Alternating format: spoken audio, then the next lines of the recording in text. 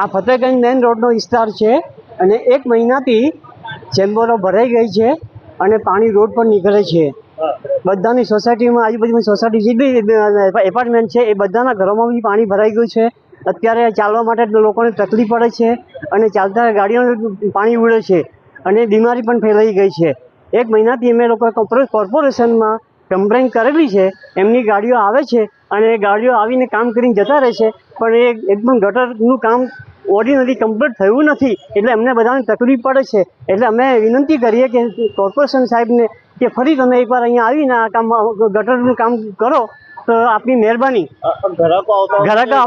ગ્રાહકો નથી આવતા, ગાડી જતી રહેશે, ગ્રાહકો ઉભા નથી રહેતા. હા, ગટરનું પાણી વાસ મારે એટલે જતા રહે. એટલે ગ્રાહકીમાં નુકસાન થઈ રહ્યું છે. ગ્રાહકીમાં નુકસાન 2 મહિના દિવાળીથી આવો તકલીફ છે સાહેબ, હાલત ખરાબ છે. ગાડીઓ આવે છે? હા, ગાડીઓ આવે છે. નિરાકરણ કઈ નહીં, ખાલી પંપ મારીને કઈ જતા રહે છે. મને લાગે બસ, હા, પ્રેશર કરીને જતા રહે છે. શું નામ તમારું? મોહનભાઈ ચોકસી.